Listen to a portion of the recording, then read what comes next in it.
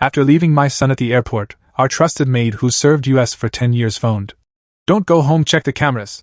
I pulled my phone out and froze at what I saw. Can you imagine looking at the woman you've spent 23 years building a life with, the mother of your child, and seeing pure, unadulterated evil in her eyes? Because that's what I saw. I watched her smile as she orchestrated a meticulous plan to frame me, plant drugs in my truck, and have me thrown in prison for a crime I didn't commit. What the hell happened next? You're not going to believe this. The long silence, the fog that morning was so thick, it felt like the world had shrunk to just me and my F-150. I gripped the wheel, heading east on Highway 26 towards Portland International. The heater was blasting, but the cab was freezing. Not from the weather, though. It was the silence. My son Kyle sat beside me, 22 years old, staring out the window like I wasn't even there. Not a word since we left the house. No. Thanks. No. See you in a few months. Not even a grunt when I asked if he had his passport. Just nothing. I tried one more time. Excited about the program? He gave the smallest nod, barely perceptible. Listen, I know things have been. He cut me off, his voice flat, devoid of any emotion. Dad? Can we just not? I swallowed my words, focusing on the road ahead, a bitter taste in my mouth. When did we become strangers? When did my kids stop looking me in the eye? We pulled into the departure lane at PDX just after 7. Before I could even put the truck in park, Kyle grabbed his backpack. Kyle, wait. He paused, his hand on the door. For a split second I really thought he'd turn around. Give me something. A smile, love you, Dad, anything. Instead, he just glanced back, his eyes fixed somewhere over my shoulder. See ya, Dad? That was it. No hug. No handshake. Just a nod, and then he was gone, swallowed by the crowd. I sat there, engine idling, watching until I couldn't see him anymore. 22 years. I'd raised that boy. Taught him to ride a bike, change a tire, throw a fastball. Now I couldn't even get him to look at me. A chilling call my phone buzzed as I merged onto the highway. Sophia Morales. Our housekeeper. Been with us for 10 years, 58 years old. She never called unless it was important. I tapped the Bluetooth. Sophia, everything okay? Her voice crackled through the speaker, shaky, breathless. Mr. Foster, you need to check the cameras, please. I frowned, my heart doing a little stutter step. What cameras? The security system? The ones at the house? Her breath hitched. Mr. Foster, don't come home. Not yet.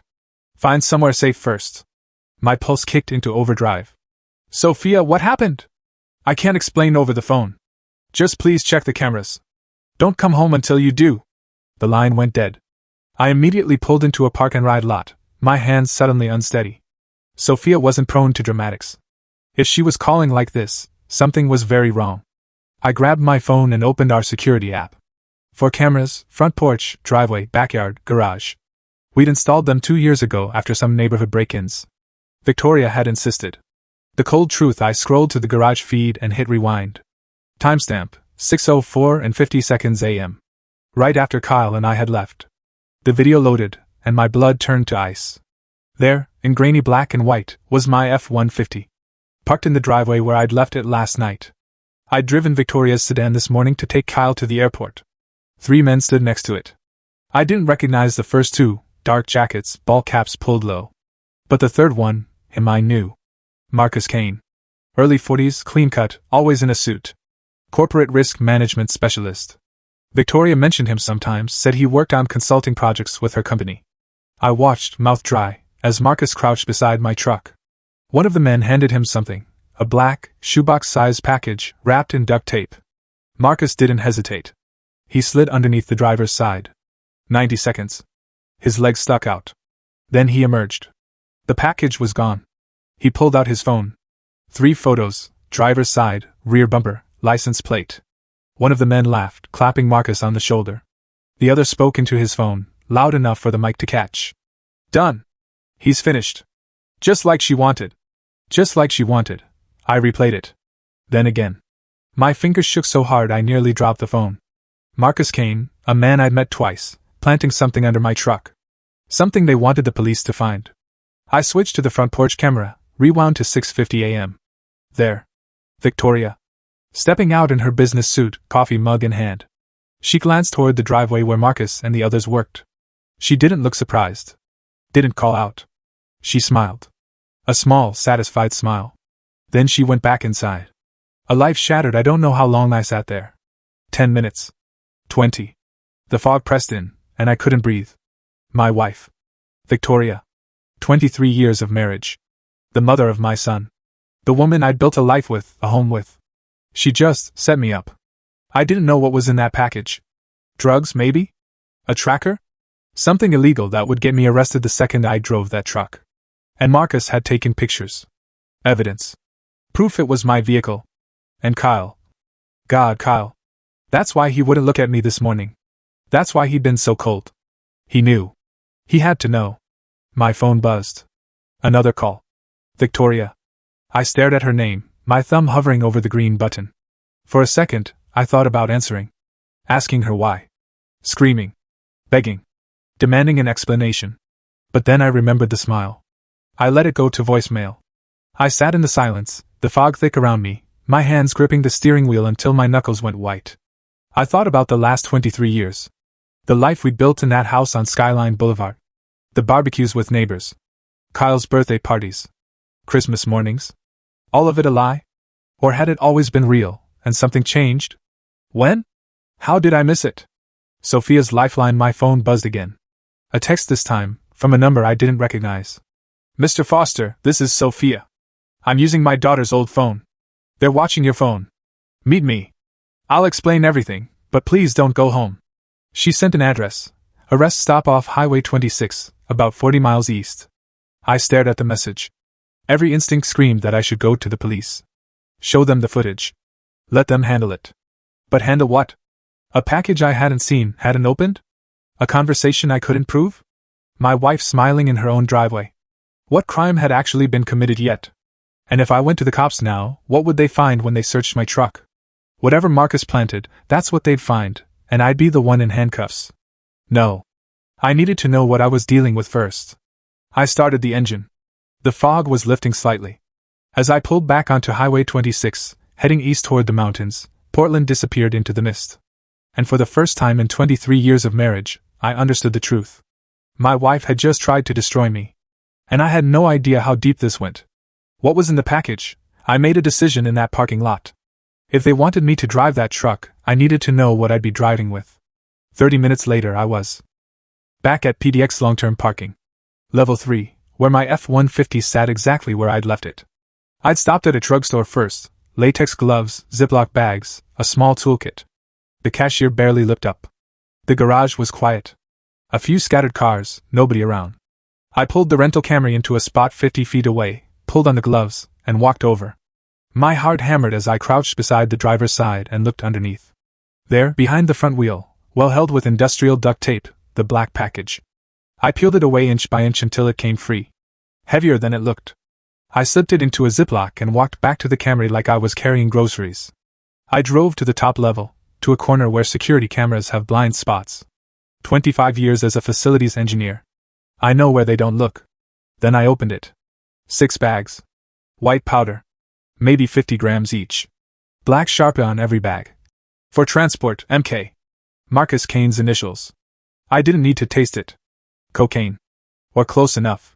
Real or fake, it didn't matter. The second cops found this in my truck, I'd be in cuffs. And Marcus had photos proving it was my vehicle. Victoria would play the shocked wife. Kyle would back her up.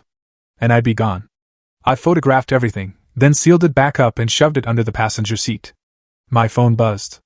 Sophia. Mr. Foster, did you find it? Yeah, I found it. She exhaled shakily. I'm so sorry. I should have told you sooner, but I was afraid. Sophia, what's going on? I overheard them. Mrs. Foster and Marcus. 3 days ago, late at night, I was upstairs cleaning. They were in the office talking about you. My stomach dropped. What did they say? They said they needed to move fast. That you were asking questions. Mrs. Foster said, once he's arrested, we move quickly. Sell the house, liquidate everything. And Marcus laughed. He said the cops will find exactly what we need them to find. I closed my eyes. The world tilted. And Kyle? I forced the words out. Silence. Then, quietly, Mrs. Foster asked, what about Kyle? Marcus said, the kid's already on our side. He'll testify if we need him to. The kid's already on our side. Kyle's cold shoulder this morning. The way he wouldn't look at me. How long had they been planning this? Mr. Foster, you can't go home. They're watching for you. Mrs. Foster told Marcus you'd probably come back after dropping Kyle off. Where are you? I left. Told Mrs. Foster I was sick. I met my sister in Gresham. Smart. Sophia had always been sharper than people realized. Why are you helping me? A pause. Do you remember 5 years ago? My daughter Isabella? I did. Isabella Morales. 25. Emergency heart surgery, some congenital defect. Insurance denied the claim. $120,000. Sophia had been desperate. I'd pulled $50,000 from savings. Told Sophia it was a gift, not a loan. Never mentioned it to Victoria. She died 2 years later. But those 2 years, you gave me 2 more years with her. I will never forget that. My eyes stung. Sophia. So now I save you. You are a good man, Mr. Foster. Mrs. Foster. She spat the name. She is not. I sat there, holding a phone in one hand and my life falling apart in the other. What do I do? You run. You hide. And you find proof. Real proof. Not just what I heard. How? I don't know. But you need to move now. Mrs. Foster knows you have access to security cameras. She'll delete the footage if she realizes you saw it. She was right. I needed to download everything before it disappeared. I have something for you, Sophia said. A USB drive. I copied files from Mrs. Foster's laptop. Emails. Messages. I don't know if it's enough, but it's something. My chest tightened. Sophia, if they find out, they won't. I've been cleaning her office for 5 years. She doesn't even see me anymore. Bitterness edged her voice. I'm invisible to her. Where? There's a rest stop off Highway 26, about 40 miles east. Mile marker 34. I'll meet you there in 2 hours. Okay. Thank you. Mr. Foster, be careful who you trust. Marcus isn't just a consultant. He's connected. I've seen him with dangerous people. The line went dead. Escape and evasion. I sat there, staring at concrete walls, fluorescent lights buzzing overhead. Somewhere below, a car alarm wailed and stopped. I found an ATM near the exit, pulled $1,500 in cash. Then I turned off location services on my phone. It wouldn't stop them completely, but it might buy time. I thought about going to the police, walking into a precinct, and laying it all out. But what would I say? My wife smiled in the driveway. I found drugs someone else planted. Without proof, I was just a paranoid husband. And the moment they searched my truck, I'd be the one in custody. No. I needed to disappear long enough to understand what was happening. I started the Camry and headed for the exit. As I passed my F-151 last time, sitting there in the dim light, I looked at it. 20 years I'd driven that truck. Took Kyle to Little League in it. Hauled lumber for the deck I built. Now it was a trap. Highway 26 stretched ahead, winding east into the foothills. The fog had lifted, but the sky stayed gray. I set cruise control and tried to breathe. 40 miles? 90 minutes. Sophia had an address. She had files. Maybe answers. But as the city disappeared in my rearview and trees closed in on both sides, one thought kept circling. What if this is another trap? What if Marcus had gotten to Sophia? What if I was driving straight into an ambush? I glanced at the passenger seat. The Ziploc bag sat there, silent evidence of how far they'd already gone. 90 minutes to decide. Was I running toward answers, or straight into the end? The rest stop parking lot was barely big enough for a dozen cars. When I pulled in, it was nearly empty. Just 2 18-wheelers idling at the far end, and a gray sedan parked near the picnic tables. Sophia's car. I parked 3 spots away, scanning the tree line, the road behind me, the rear view. Looking for Marcus. For men in dark jackets. For anything wrong. Nothing. Just wind through the pines and a low rumble of diesel engines. Sophia stood beside her car, arms wrapped around herself. She looked smaller than I remembered. Older. Her eyes red-rimmed. Hands shaking. Mr. Foster. Her voice broke. Sophia. I crossed to her. Before I could say anything, she gripped my arm. I'm so sorry. I should have told you sooner. Stop. You're helping me now. That's what matters. We sat at one of the picnic tables, the wood damp from the morning fog. Sophia pulled a tissue from her purse, wiped her face, then looked at me with an expression I'd seen before, when I'd handed her that check 5 years ago. Gratitude mixed with something harder. Determination. How much do you know? She asked. Not enough. Tell me everything. She took a breath. Mrs. Foster and Marcus came. They'd been together 8 months. The words hit like a punch. Together? You mean, yes. An affair. I saw them in the house twice when you were out of town. March and May. 8 months. Had Victoria seemed different? Distant? I'd been so focused on work, on Kyle pulling away. I hadn't noticed. They're not just having an affair. They're planning. Sophia's voice dropped. 3 days ago, I heard her on the phone with Marcus. She said, once he's arrested, we move fast. Sell the house. Liquidate accounts. I want him gone completely. No alimony. No custody fights. Just gone. My throat tightened. And Marcus, he laughed. Said that's going to take planning. It's not cheap. Mrs. Foster said she didn't care. She'd pay whatever it took.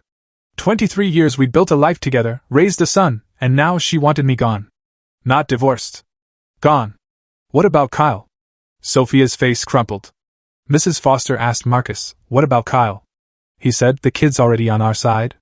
He'll testify if we need him. Says his father's been erratic. Unstable. The world narrowed. Kyle. My son. Going to testify against me. Call me unstable. Does Kyle know about the drugs? I don't think so. But Mrs. Foster has been working on him for months. She tells him you're stressed, acting strange, that she's worried. She's very convincing. I rubbed my face. This wasn't just a setup. It was months of groundwork, turning Kyle against me, building a narrative. And when cops found those drugs, every lie would become truth. Sophia pulled a USB drive from her purse. I've been copying files from her laptop for 2 weeks. Every time I cleaned her office. She never locks it. Never logs out. She doesn't even see me in the room. She pressed it into my hand, warm from her pocket. What's on it? Emails. 6 months' worth. Messages between her and Marcus. Bank statements. I don't know if it's everything, but it's something. I closed my fist around it. Sophia, if they find out, I don't care. Her voice turned fierce. Do you remember my Isabella? Of course. 5 years ago, she needed emergency heart surgery. The insurance denied the claim. $120,000. I was going to lose her. I remembered. Sophia had come to me crying, begging for a loan. I'd written the check that day, $50,000, everything in savings. Told Victoria it was for a roof repair. She never questioned it. You saved my daughter's life. Sophia's voice cracked. Isabella lived 2 more years. 2 more years I got to hold her. Talk to her. She died anyway. The condition was too severe. But those 2 years, you gave me that gift. Now I give you this. You are a good man. Mrs. Foster is not a good woman. I couldn't speak. I just squeezed her hand across the table. She straightened, all business. You can't go home. Can't use credit cards or your phone for anything. They can trace. You need somewhere they'd never think to look. I have a place. The cabin. My dad's old hunting cabin near Mount Hood. Victoria had been there once, 15 years ago. Hated it. No cell service. No running water. She'd never think I'd go there. Good. Sophia stood. I need to go. My sister's expecting me. But Mr. Foster, be careful. Marcus isn't just a consultant. I've seen him with dangerous men. He has connections. The line went dead. The chase. I sat there, staring at the concrete. Fluorescent lights buzzed. Somewhere below, a car alarm wailed and stopped. I found an ATM near the exit, pulled $1,500 in cash. Then I turned off location services on my phone. It wouldn't stop them completely, but it might buy time. I thought about going to the police, walking into a precinct, and laying it all out. But what would I say? My wife smiled in the driveway. I found drugs someone else planted. Without proof, I was just a paranoid husband. And the moment they searched my truck, I'd be the one in custody. No. I needed to disappear long enough to understand what was happening. I started the Camry and headed for the exit. As I passed my F-151 last time, sitting there in the dim light, I looked at it. 20 years I'd driven that truck. Took Kyle to Little League in it. Hauled lumber for the deck I built. Now it was a trap. Highway 26 stretched ahead, winding east into the foothills. The fog had lifted, but the sky stayed gray. I set cruise control and tried to breathe. 40 miles. 90 minutes. Sophia had an address. She had files. Maybe answers. But as the city disappeared in my rearview and trees closed in on both sides, one thought kept circling. What if this is another trap? What if Marcus had gotten to Sophia? What if I was driving straight into an ambush? I glanced at the passenger seat. The Ziploc bag sat there, silent evidence of how far they'd already gone. 90 minutes to decide. Was I running toward answers, or straight into the end? I made it 20 miles before I noticed the tail. A black SUV 3 cars back, keeping pace. I'd learned to spot surveillance years ago working facility security. You watch for the vehicle that matches your rhythm, not your speed. This one had been behind me since the rest stop. My hands tightened on the wheel. Had they followed Sophia, or had I been careless, too focused on the USB to notice? I took the next exit without signaling. The SUV followed. I was 40 miles east of Portland now, deep into logging country. Town sparse. Houses even more so. If they wanted to run me off the road, this was the place. I passed the turnoff to the cabin and kept going. Could it lead them there? That was my only safe place left. Ahead, a rusted sign. Old West Side Industrial Complex, 2 miles. Abandoned warehouses where a timber company had gone under in the 90s. Buildings still standing, but the place was a ghost town. Perfect. I took the access road, gravel spitting under the tires. The SUV closed the distance. The complex appeared through the trees, 3 massive warehouses, windows broken, parking lots overgrown. I swerved between buildings and slammed the brakes. I grabbed the USB, shoved it in my jacket pocket, and ran. Behind me, tires screeched, doors opened, footsteps pounding. Mr. Foster. Let's talk. I didn't look back. I sprinted for the nearest warehouse, its loading bay door hanging half open. I ducked inside. The world went dark. The air smelled like rust and decay. Shapes emerged, old machinery, rotting pallets, metal stairs to a catwalk overhead. Footsteps echoed outside. 2 men, maybe 3. He went in here. Fan out. I moved deeper, stepping around debris. Every footfall felt too loud. Then I saw a grate in the floor, partially hidden under collapsed shelving. Maintenance access. These old facilities always had tunnels underneath for utilities. I hauled the shelving aside. The grate came up with a rusty groan. Below, a ladder descended into darkness. No choice. I climbed down and pulled the grate closed just as flashlight beams swept the warehouse floor. The tunnel was narrow, maybe 4 feet high. I crouched, using my phone's flashlight. Concrete walls slick with moisture. The smell of mold and stagnant air made my stomach turn. Behind me, muffled voices, then the scrape of the grate opening. He went down. I clicked off my phone and moved by feel, one hand on the wall. The tunnel branched. I took the left fork. Then another left, trying to create distance and confusion. Minutes passed. 10. 20. My knees ached from crouching. My jacket was soaked through with condensation. But I didn't hear footsteps anymore. I found another ladder and climbed. The hatch at the top was stuck, but I shouldered it open. I emerged in a different warehouse. Smaller. Windows shattered. Afternoon light streaming through holes in the roof. I listened. Silence. Except for wind through broken glass. I checked my phone. 3:47 p.m. I'd been down there 90 minutes. Peering out, I saw the Camry still parked beside the SUV. One man stood near the vehicles, talking on a phone. The others were nowhere in sight, probably still searching the tunnels. I couldn't go back for the car, but the road was a quarter mile through the trees. I slipped out the back and into the woods. The terrain was rough, fallen logs, thick ground, soft from rain. I moved quickly, trying not to make noise, angling away from the complex. 20 minutes later, I hit a 2-lane highway. Empty. Both directions. I walked the shoulder, thumb out. The third car stopped. Older guy in a pickup. Country music playing. Didn't ask questions when I said my car broke down. Hop in. I gave him a different name. Paid $20 when he dropped me at a gas station 10 miles up. From there, I found a payphone. Hadn't seen one in years. And called an Uber. Paid cash. Gave coordinates 2 miles from the cabin. You sure? The driver asked. There's nothing out there. Meeting someone. They'll pick me up. He shrugged and drove. The cabin, by the time he dropped me off, the sun was low, shadows long through the trees. I waited until his taillights disappeared, then hiked the final 2 miles on foot.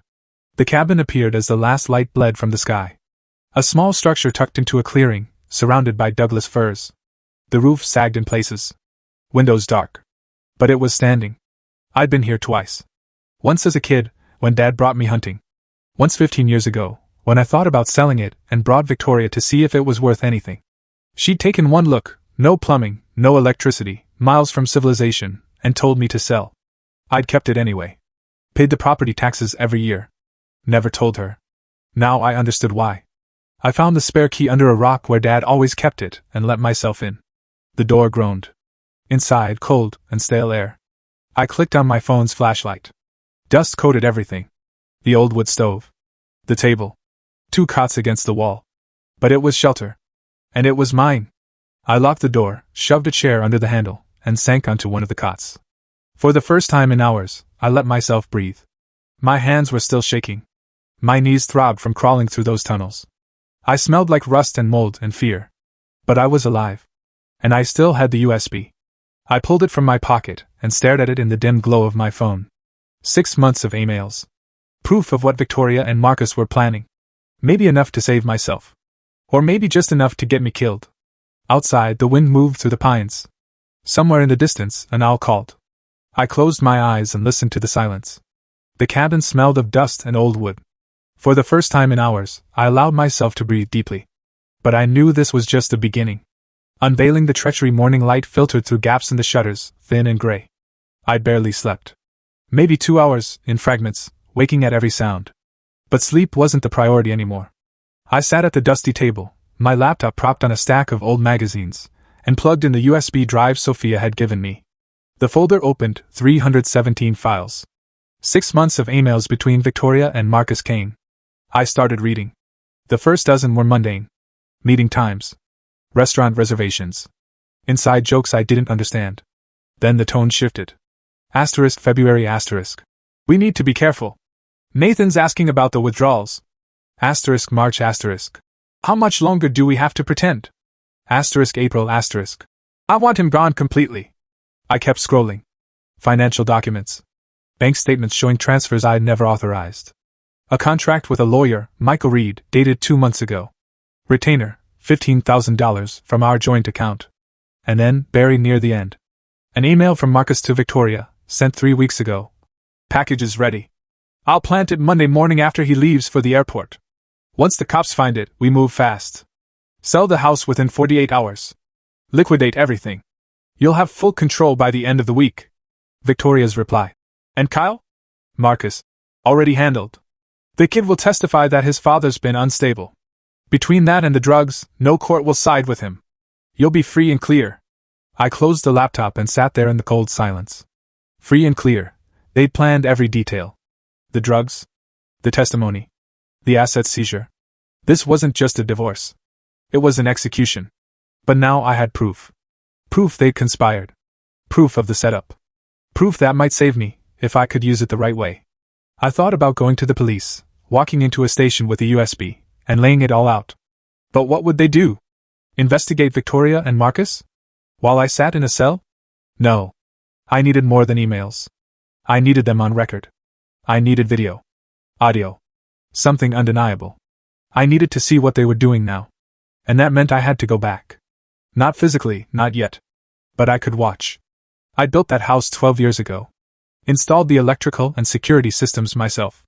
I knew every corner, every blind spot, every vulnerability. If I could get cameras inside, I could monitor them remotely. Catch them in the act. But I couldn't buy equipment under my own name.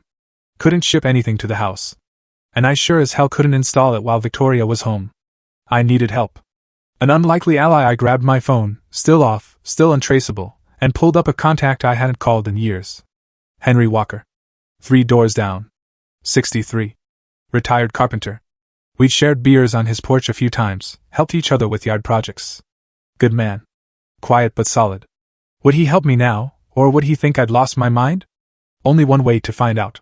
I walked 3 miles into the nearest town, barely more than a gas station, a diner, and a post office.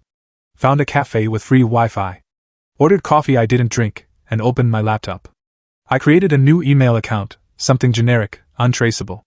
Then I spent an hour researching equipment. I needed cameras small enough to hide, wireless so I didn't have to run cables, cloud storage so I could access footage remotely. I found a set, 4 mini wireless cameras, motion activated, HD quality, battery powered. Total cost with overnight shipping, $850. I couldn't use my credit card, but the cafe had an ATM in the corner. I pulled another $1,000 in cash, walked to the post office, bought a prepaid Visa card, and used that to place the order online. Shipping address, Henry Walker, 2142 Skyline Boulevard, Portland, Oregon. Then I used a burner email to send Henry a message through an old carpentry forum we both used years ago. Vague enough not to raise alarms, clear enough that he'd understand. Henry, it's Nathan. I need a favor. A package is coming to your house tomorrow. Don't open it. I'll explain soon. If you're willing to help, leave your porch light on tomorrow night. If not, I understand. Either way, please don't tell Victoria you heard from me. I hit send and closed the laptop. Now I had to wait. Back at the cabin, I spent the afternoon drawing. I pulled out a notebook and sketched a layout of 2156 Skyline Boulevard from memory. Every room, every angle, every sideline. Living room, camera behind the picture frame over the couch. Perfect view of the front door and the seating area where Victoria and Marcus would talk. Master bedroom, camera tucked into the bookshelf. If they were sleeping together, I'd have proof. Victoria's office, camera inside the desk lamp. She did all her financial work there. If she was moving money, I'd see it. Garage, camera mounted in the corner near the tool bench. That's where they'd parked when Marcus planted the drugs. If they came back, I'd catch it. 4 cameras. 4 critical points. Enough to build a case. I labeled each location, noted the best installation times, mapped out how I'd get in and out without being seen. The security system I'd installed had a 30-second delay on the garage side door, enough time to slip in, if I knew the code, which I did. I'd set it. The hardest part would be timing. I'd need Victoria and Marcus both out of the house. Maybe when Victoria went to work, if Marcus wasn't there, or late at night when they were asleep. Risky, but possible. I stared at the blueprint, every line familiar. I designed that house. Framed it. Wired it. Built the deck where Kyle used to play as a kid. It was mine.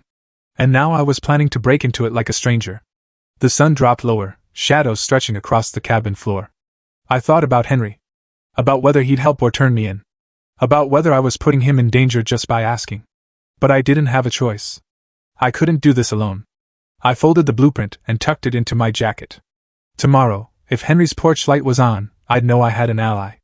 If not, I'd figure out another way. I looked at the sketch one more time. The house I'd built with my own hands. The life I'd thought was solid. Tomorrow, I'd start watching. And I'd see exactly what my wife was planning. Watching my life unravel over the next 2 days, I watched everything. Every conversation. Every lie. Every moment I'd been blind to. Henry's porch light had been on the night after I sent the message. I'd driven into town and glassed his house from 2 blocks away with borrowed binoculars. The light glowed warm. He was in. The package arrived the next afternoon, 2 hours after dark. Henry left it on his back porch with a note. Garage side door code still the same. It was.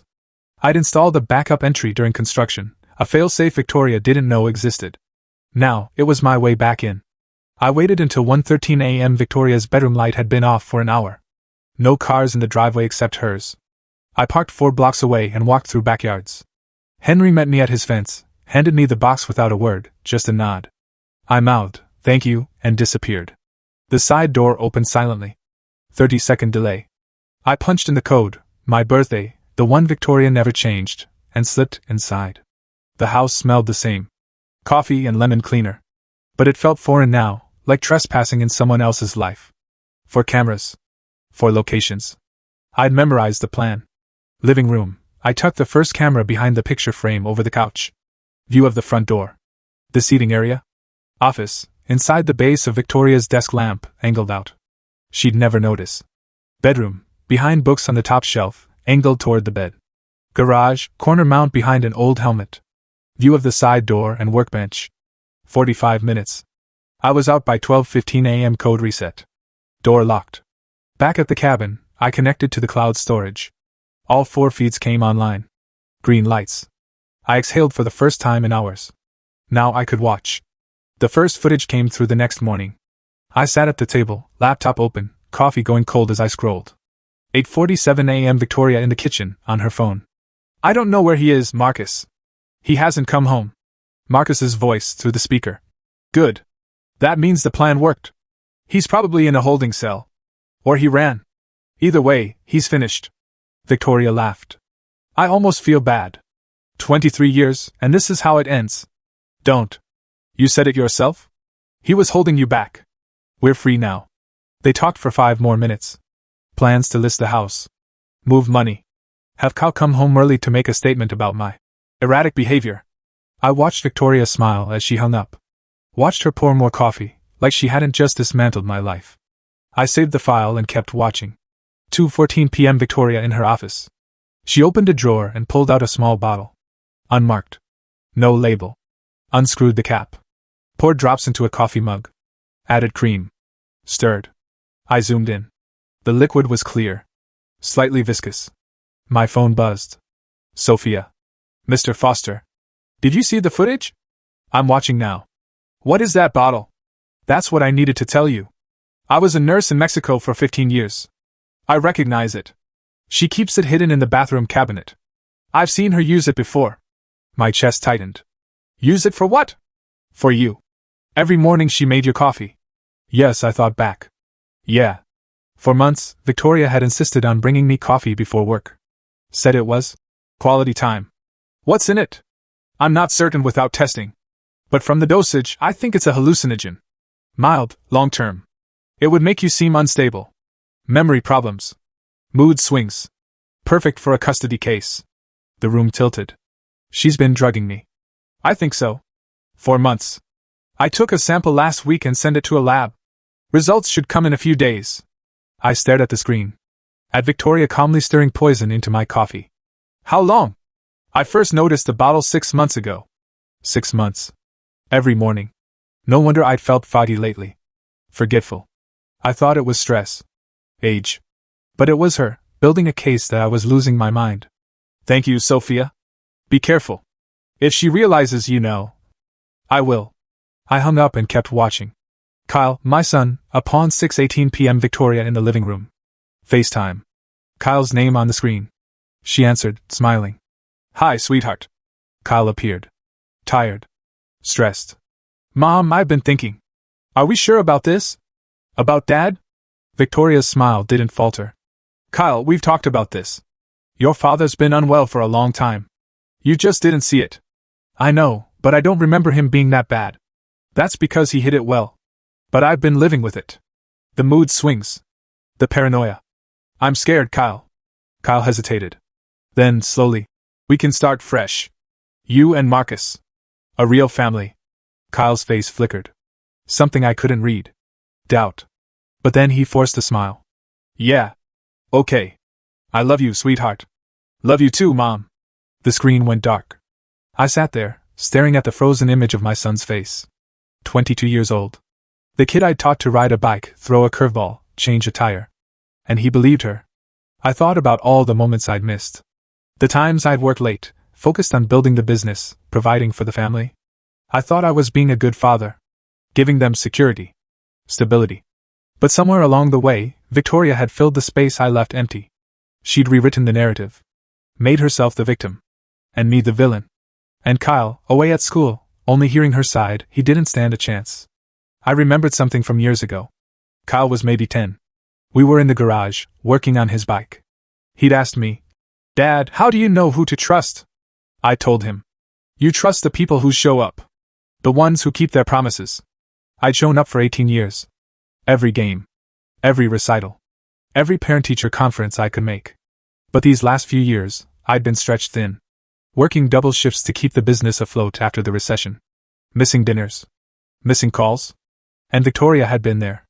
Whispering in his ear. Your father's changing. Your father's unstable. Your father doesn't care. She'd played the long game. And she'd won. I closed the laptop and sat in the darkness of the cabin. The wind moved through the pines outside. Somewhere distant, an owl called. My hands were shaking again. I'd lost my wife. Lost my home. And now, watching that footage, I understood the cruelest truth. I'd lost my son long before any of this started. The question wasn't when I'd lost him. The question was, could I ever get him back? Kyle's secret, Marcus's grip. The answer came 3 days into my surveillance. One email changed everything I thought I knew. I'd been sorting through the USB Sophia gave me, building timelines from Victoria and Marcus's correspondence. Then I found a subfolder I'd missed. MKKF correspondence.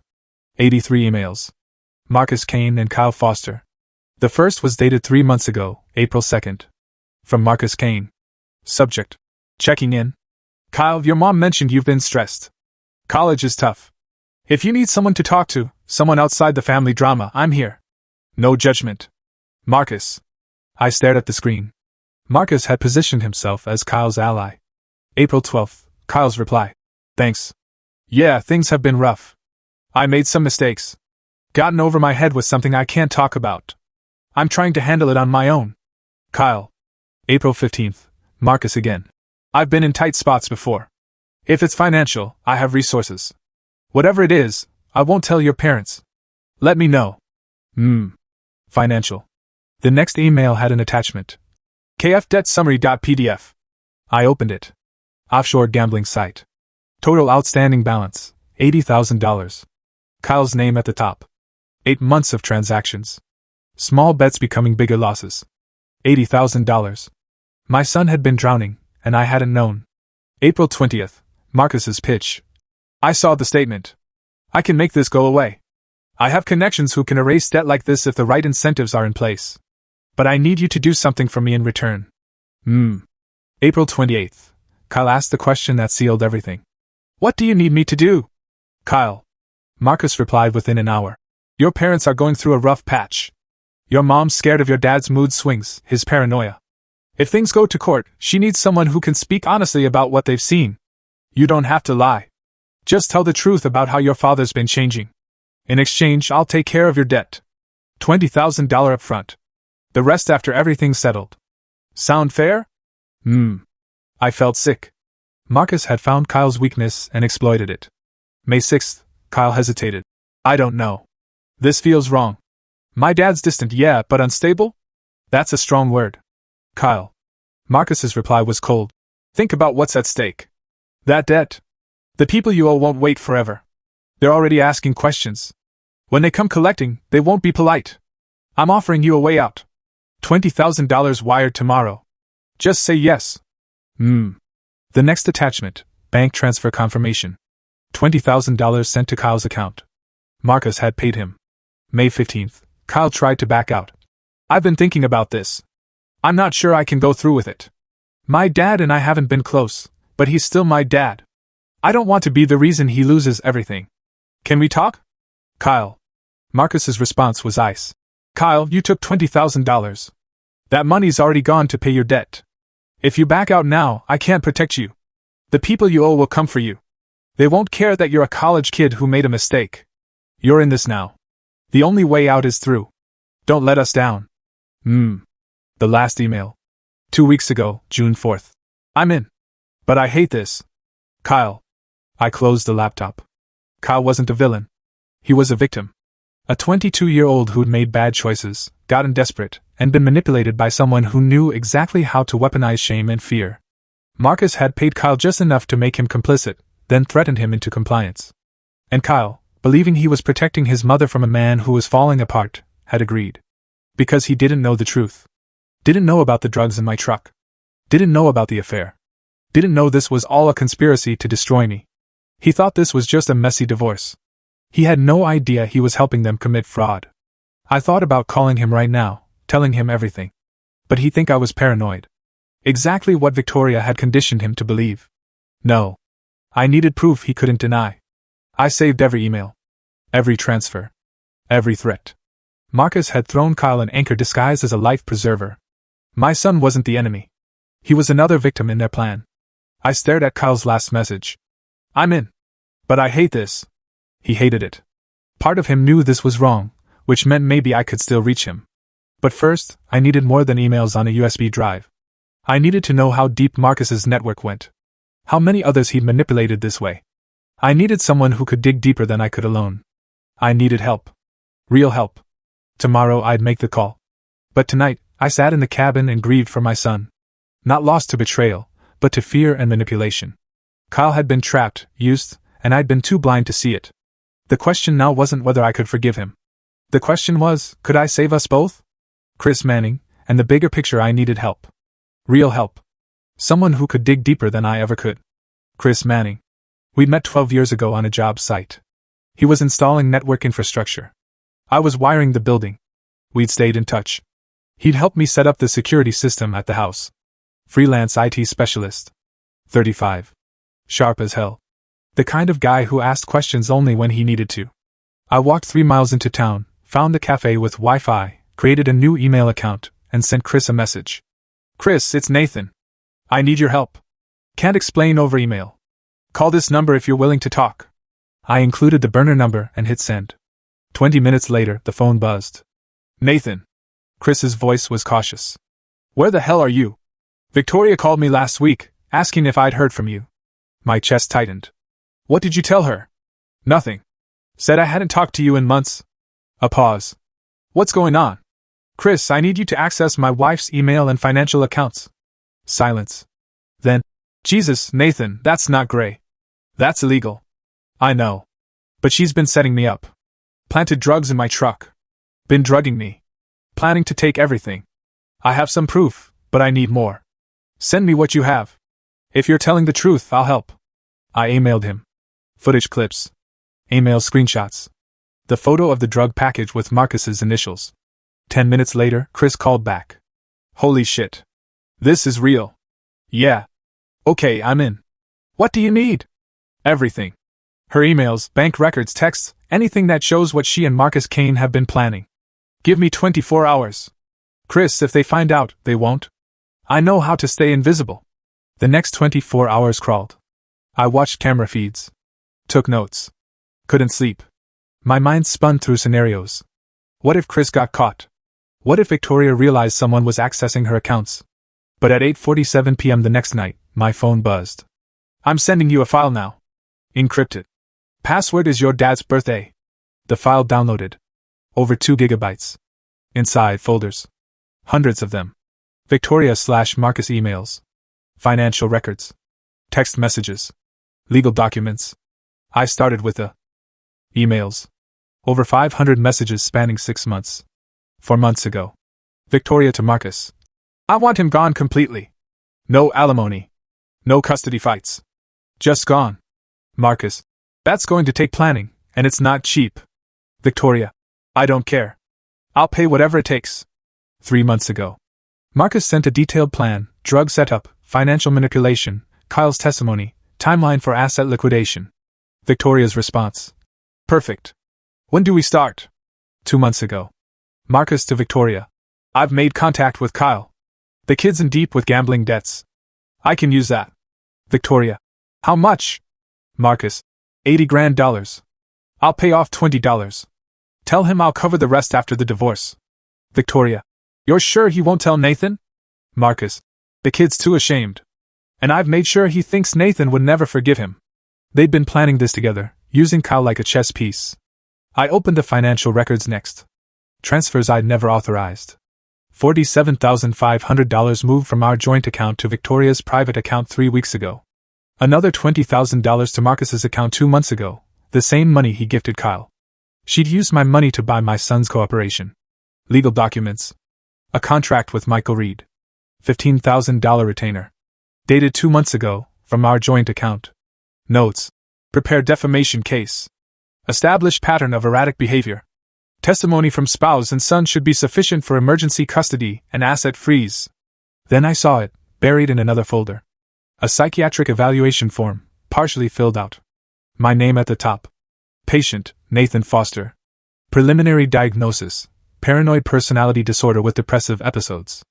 Recommendation, mandatory psychiatric hold for evaluation. Not signed yet. But Victoria had been preparing it.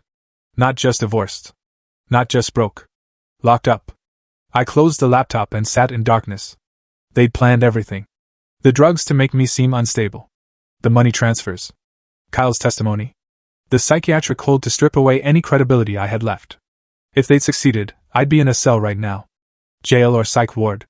While Victoria liquidated everything and disappeared with Marcus. I scrolled to the most recent emails. 2 days ago. Marcus to Victoria. Still no sign of him. He's either arrested or gone underground. Victoria. I'm getting nervous. What if he has evidence? Marcus. He doesn't. And even if he did, who'd believe him? Paranoid husband, drugs in his truck, family testifying against him. He's finished. I stared at that line. He's finished. I started copying files. Every email. Every bank statement. Every piece of evidence. Then I called Chris back. Did you get everything? It's worse than I thought. His voice was grim. Nathan, you need to take this to the police. Tonight. Not yet. I need one more thing. What? Access to Marcus Kane's communications. If he's as connected as I think, there's more. Chris was quiet. That's harder. He's more careful than Victoria. But I'll try. Thank you. Nathan, be careful. These people aren't playing games.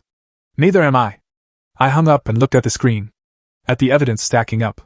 At the conspiracy laid bare. They'd wanted me gone. Erased. Destroyed. But I was still here. And now I had everything I needed to bury them. The blog goes viral by day 7, the story went viral. Not because I wanted it to. Because the truth has a way of other ideas. Day 7 morning. My phone buzzed. A text from Sophia's sister's number. Mr. Foster. I posted something. I hope you don't mind. People need to know. S. I opened Facebook on my laptop. Sophia had posted in a local community group. Portland Metro Neighbors and Friends. 12,000 members. The post was careful. No real names, but enough detail that anyone paying attention would recognize the players. Sophia's post. I worked for a family for 10 years. Good people. Or so I thought.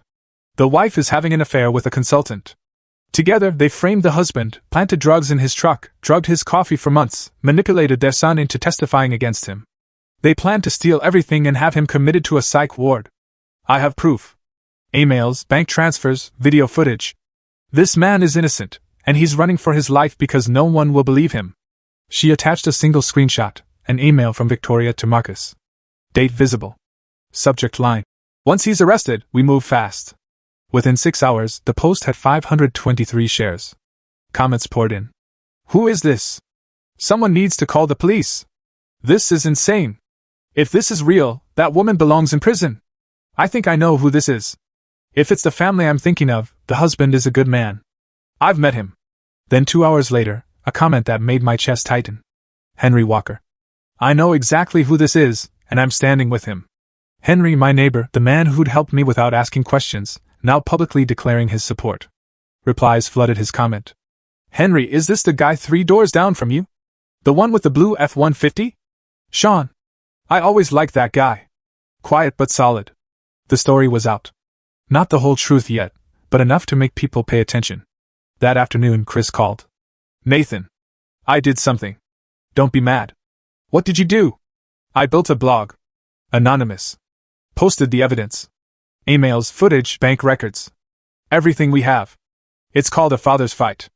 My stomach dropped. Chris, it's already live, and it's spreading fast. I pulled up the site. Clean design. Simple layout. A single post titled, The Truth About Victoria Foster and Marcus Kane. The post laid it all out. Timeline. Evidence. Screenshots of the $47,500 transfer. Photos of the unmarked drug bottle. Clips from the security footage, Victoria smiling in the driveway. Marcus planting the package. At the bottom, a note. This man is innocent. His wife and her lover framed him. His son was manipulated. If you know Victoria Foster or Marcus Kane, share this. The truth deserves to be heard. I checked the view count. 3,800. 412 comments. Most were supportive. This is horrifying. I hope this man gets justice. Victoria Foster should be ashamed. If this is real, she's a monster. I know Marcus Kane, always thought he was sketchy. But some were skeptical. Where's the proof this is real? Anyone can fake emails. This could be a smear campaign. We don't know the full story. I scrolled through, reading every word. Some people doubted. Most believed. And that was enough. By evening, the blog had been shared on Twitter, Reddit, local news forums. The view count climbed past 5,000. Someone had tagged a Portland news station. At KGW8 News, any truth to this story circulating about a local family? Seems credible. The cameras were moving in my direction now. I should have felt relieved. Instead, I felt exposed. Caught on camera at 8:04 p.m., the living room camera caught movement. Victoria pacing. Phone pressed to her ear. Marcus on speaker. Everything's online. Thousands of people have seen it. Her voice was shrill. Panicked. The emails. The bank transfers. The footage. All of it. Marcus's voice came through calm, too calm. Then we move faster. What does that mean? It means we finish this before the police get involved. We find Nathan. We control the narrative. He's unstable, remember? Paranoid, delusional.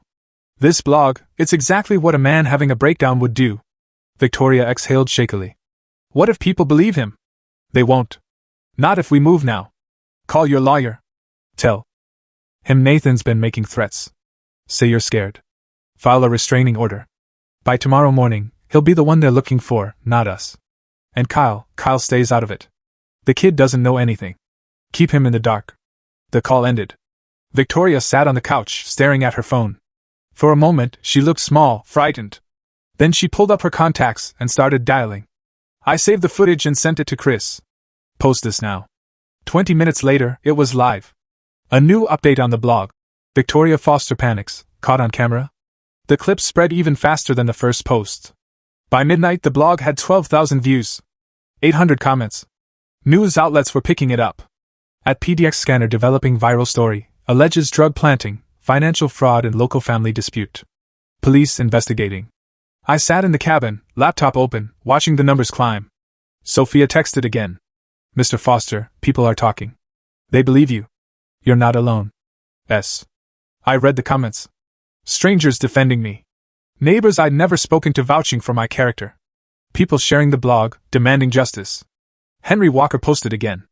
I've known Nathan Foster for 5 years. He's a good man. If Victoria and Marcus did this, they need to be held accountable. Replies. Thank you for speaking up, Henry. We need more people like you. Justice for Nathan. I stared at the screen. For 7 days, I'd been hiding, running, isolated. Now thousands of people knew my story, and most of them believed me. The truth was out, spreading faster than Victoria could contain. I'd shattered her lies in a single day. But desperate people are dangerous. And Victoria and Marcus? They were about to get very desperate. I closed the laptop and sat in the dark. The wind moved through the pines outside. My phone buzzed with notifications, shares, comments, messages of support. I wasn't alone anymore. But the fight was just beginning. Tomorrow they'd come for me. I knew that. The question was, would I be ready? Still here?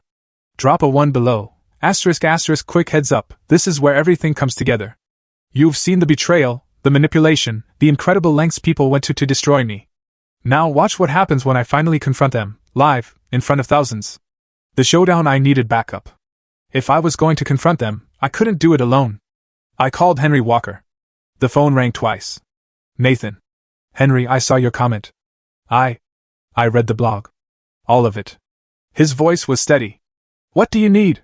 I need help. Real help. If you're willing. I'm in. Tell me where you are. I gave him directions. He didn't hesitate. I'll be there tomorrow morning. Early. Henry, I've known you 5 years. You've never asked me for anything. Now you're asking. That's enough. The line went dead. I sat in the dark, phone in hand. For the first time in days, I felt something close to hope. Morning came, cold and gray. I was nursing instant coffee when tires crunched gravel. Henry's pickup rolled into the clearing. He climbed out, 63, lean, work boots caked in mud. Toolbox in one hand, paper bag in the other. Brought sandwiches.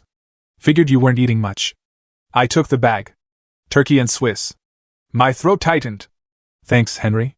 He set the toolbox down. What's the plan? I showed him everything. The footage. The emails. The financial records. He watched in silence. When the last clip finished, Victoria and Marcus plotting, he sat back. That woman's a snake. I need more. I need them confessing on camera. Something law enforcement can't ignore. Henry nodded. More cameras. 3 more. Small. Good audio. Where? Kitchen, where she makes calls. Master bathroom, she keeps a burner phone in there. Garage. Marcus uses the side door. Henry studied the sketch. When? This afternoon. 4 p.m. Victoria has yoga. 2 hours. Marcus won't show until after dark. You're sure? I've been watching their patterns all week. Henry stood. Then we need equipment. We drove 40 minutes to a retailer outside Gresham. Bought 3 mini cameras, high-def, motion activated. $850 cash. The cashier barely looked up. By 3:30 p.m., we were 4 blocks from Skyline Boulevard. At 3:05 p.m., Victoria's sedan pulled out. I watched her turn downtown. I texted Henry. Now. We met at the side gate. I punched the code, still my birthday, and we slipped inside. The house smelled like coffee and lemon cleaner. It felt like enemy territory now. Henry moved fast. No wasted motion. Kitchen. I tucked the camera inside the microwave vent, angled toward the counter. Master bathroom. Henry installed the second behind the decorative mirror. Perfect view of the vanity. Garage. I mounted the third in the rafters behind a paint can. View of the side door and workbench. 18 minutes. In and out. Back at the cabin, I connected all 7 feeds. Green lights. Henry leaned over my shoulder. Now we wait. 7:14 p.m. Victoria's car pulled in.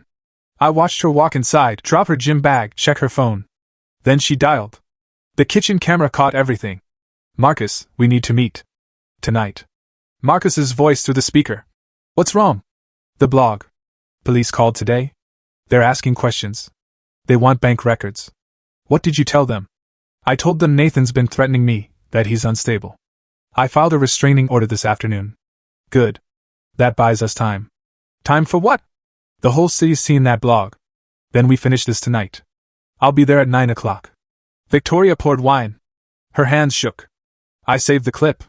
9:03 p.m. Garage camera picked up movement. Marcus. Black jacket. Ball cap. He slipped through the side door. Victoria met him in the kitchen. All 7 cameras watching.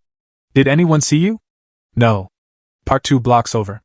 What do we do? Marcus leaned against the counter. We stick to the plan. The package is still in his truck, PDX level 3.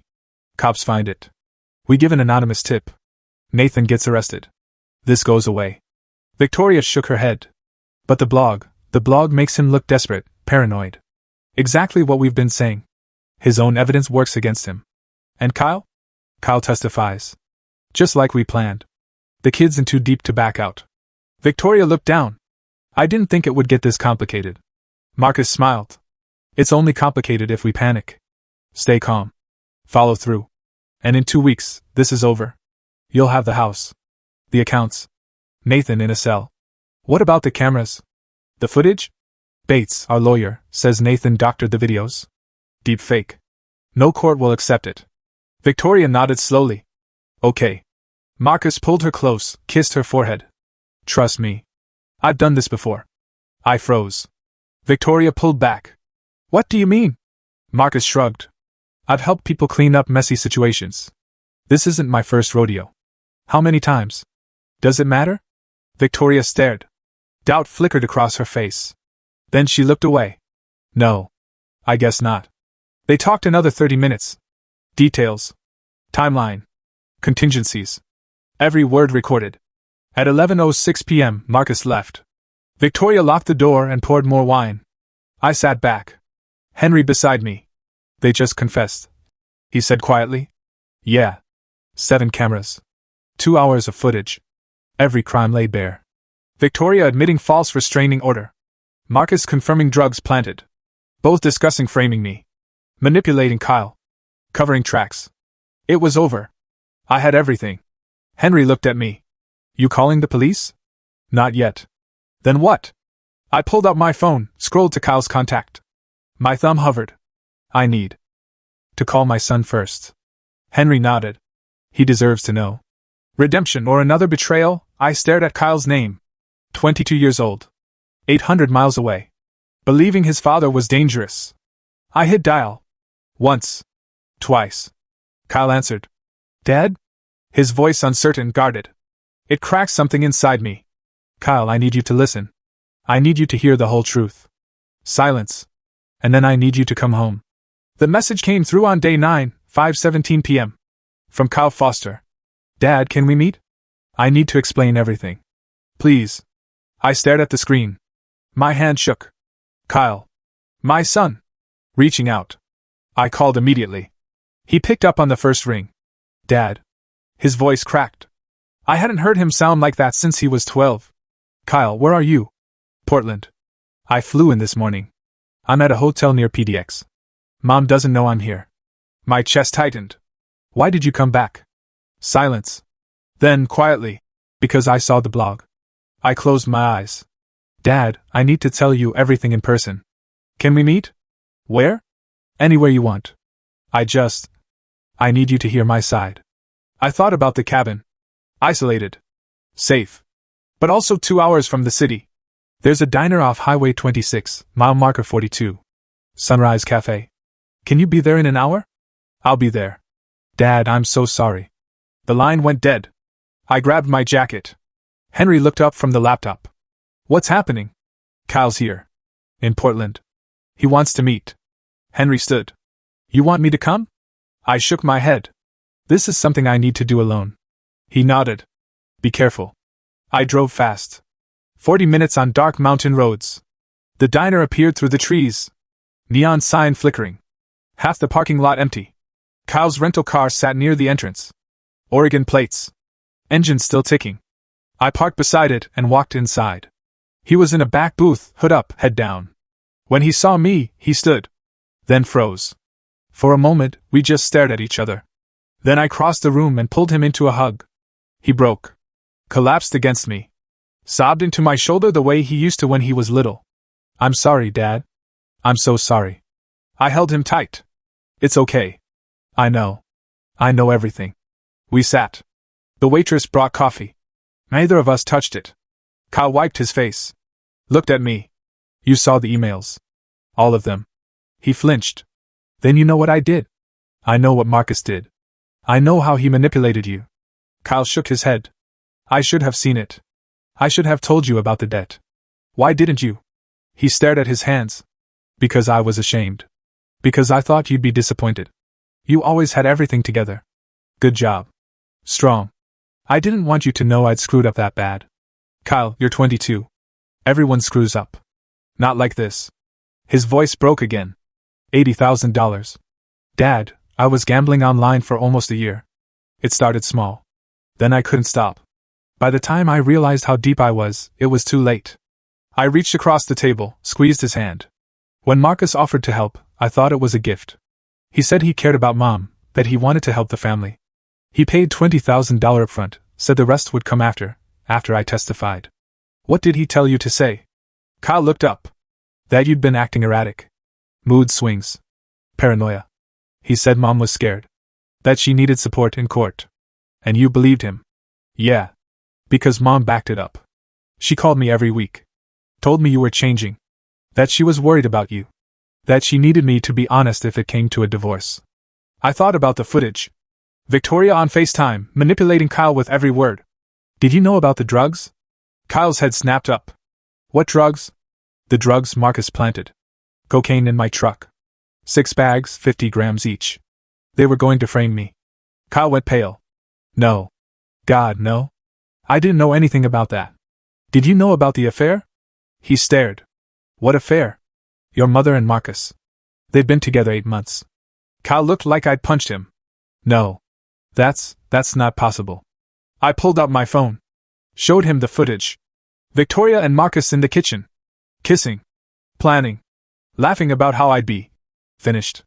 Kyle watched, his face drained of color. When the clip ended, he set the phone down. She lied to me? Yeah. About everything. Yeah. He put his head in his hands. I thought I was helping her. Protecting her. I thought you were the problem. Marcus made sure you thought that. Kyle looked up. Tears streamed down his face. Dad, I'm so sorry. I didn't know. I swear I didn't know. I know you didn't. I took his money. I signed papers. I agreed to testify against you because you were drowning, and he threw you a rope. That's what predators do, Kyle. They find your weakness and exploit it. But I should have stopped. I leaned forward. You're not the villain here. You're a victim, just like me. Kyle wiped his eyes. What do we do now? I told him everything. The cameras. The footage. The confession. The blog going viral. The evidence stacking up. Tomorrow night, 8 p.m. I'm going back to the house. I'm confronting them. Both of them. And I want you there. Kyle straightened. What do you need me to do? Tell the truth. On camera. About what Marcus did. How he manipulated you. How he paid you to testify. Will that help? It'll destroy their case. Victoria and Marcus are claiming I'm paranoid, that I faked the evidence. But if you testify that Marcus blackmailed you, that changes everything. Kyle nodded. I'll do it. Whatever you need. There's one more thing. What? I need you to tell your mother you're coming home. That you want to see her.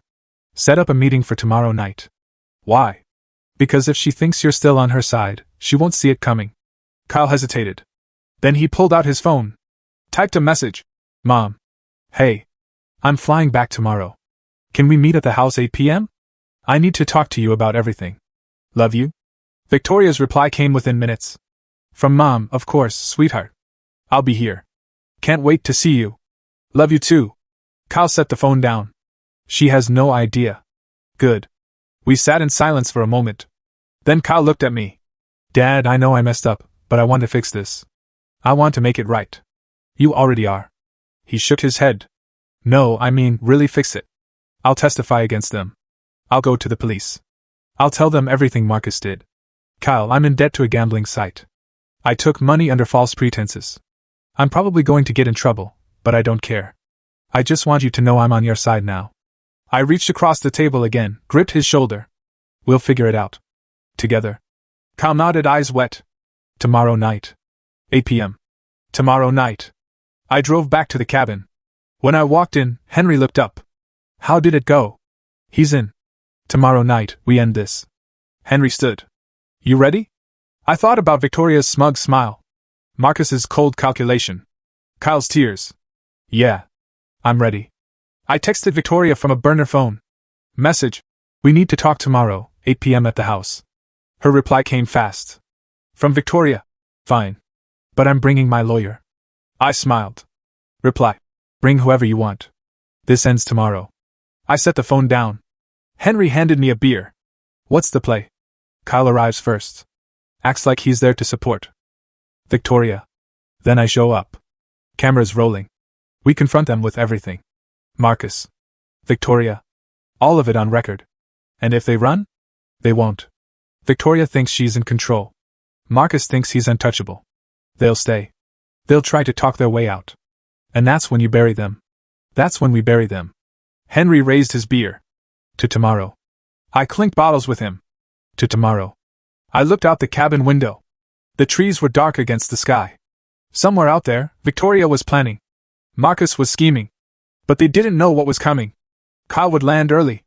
Tomorrow I had 24 hours to prepare. Tomorrow night everything ended, one way or another. The confrontation, live 8 p.m.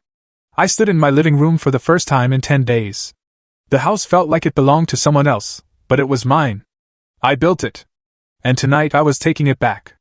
7:03 p.m. Henry, Kyle, and I did a final systems check. All 7 cameras online. Green lights across the board. My laptop sat open on the kitchen counter. Chris Manning's face filled the screen. Audio's clear. Video's sharp. You ready to go live? I looked at Henry. He nodded. I looked at Kyle. He was pale, but steady. I'm ready, Dad. I turned back to Chris. Let's do it. The stream goes live the second you give the signal. I'll moderate comments. The blog's already got 500 people waiting. Good. Chris leaned closer to his camera. Nathan, be careful. Once this goes live, there's no taking it back. I know. All right, I'm standing by. The screen minimized. I checked my phone. Victoria had texted 20 minutes ago. From Victoria. On my way. Michael's with me. Michael Reed. Her lawyer. $15,000 retainer paid from our joint account without my knowledge. Perfect. Let him see what his client really was. I heard tires on gravel. Headlights swept across the front windows. Kyle stepped back into the kitchen, out of sight. Henry moved to the corner of the living room, quiet, watching. I stayed center, waiting. The front door opened. Victoria walked in first. Business suit. Hair perfect. Face composed. Behind her, Marcus Kane. Confident. Casual. Like he owned the place. Behind him, Michael Reed. 50-something. Gray suit. Leather briefcase. He looked uncomfortable. Victoria stopped when she saw me. Her eyes narrowed. Nathan. Victoria. Marcus closed the door, leaned against it, arms crossed. This is cozy, he said. The whole gang's here. I ignored him, looked at Victoria. Where's Kyle? She blinked. He's meeting me here. He'll be here any minute. Good. I want him to hear this. Victoria glanced at Michael. He stepped forward, clearing his throat. Mr. Foster, I'm Michael Reed, Mrs. Foster's attorney. Before we proceed, I need to inform you that anything said here can and will be used in Save It, I said. I know who you are. $15,000 retainer paid 2 months ago from our joint account. Michael's face went blank. He looked at Victoria. You said it came from your personal account? Victoria's jaw tightened. It did. No, I said. It came from the account I set up when we got married. The one we both contribute to. Check your records. Michael pulled out his phone, started scrolling. His face darkened. Victoria turned to me. What do you want, Nathan?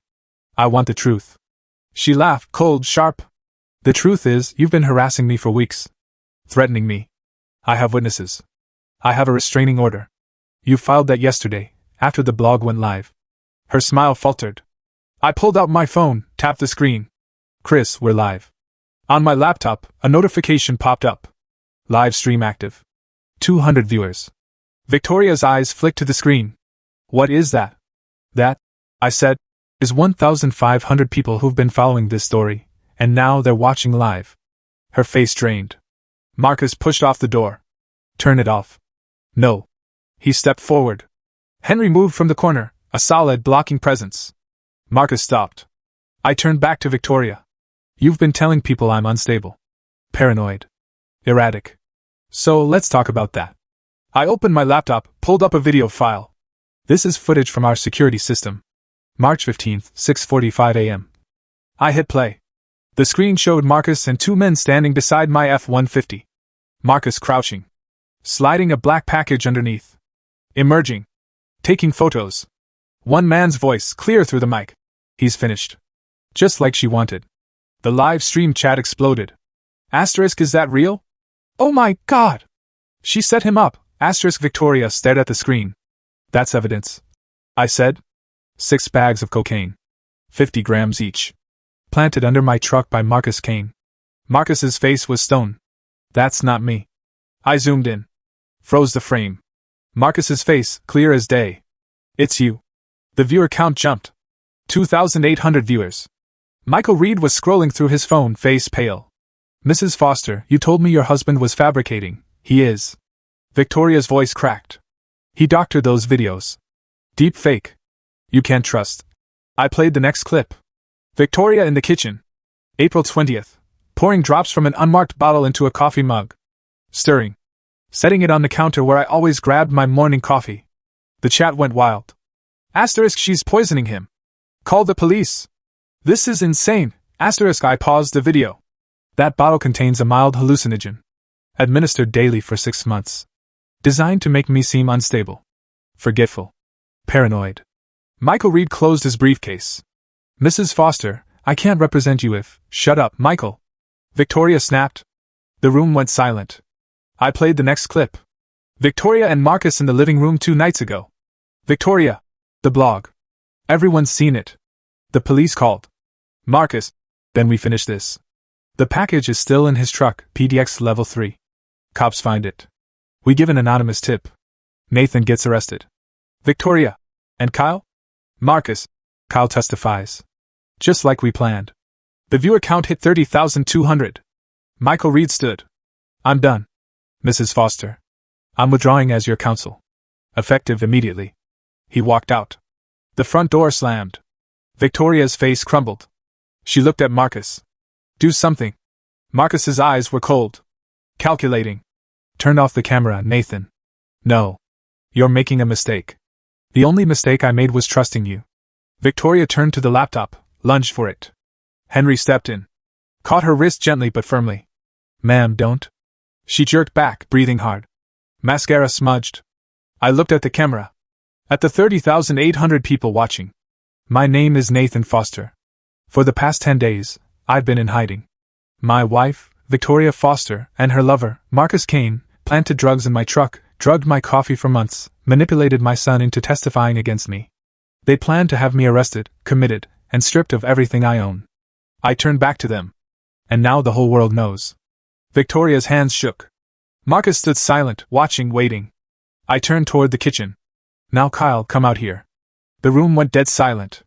Victoria's eyes went wide, horror spreading across her face. Kyle stepped through the doorway. Kyle's truth. Kyle stepped into the room. Victoria's face went white. Marcus froze. Kyle. Victoria's voice broke. What are you doing here? Kyle looked at her, then at Marcus, then at me. I'm here to hear the truth, Mom. Victoria took a step toward him. Sweetheart, I can explain. Stop. Kyle held up a hand. Just stop. I turned back to my laptop.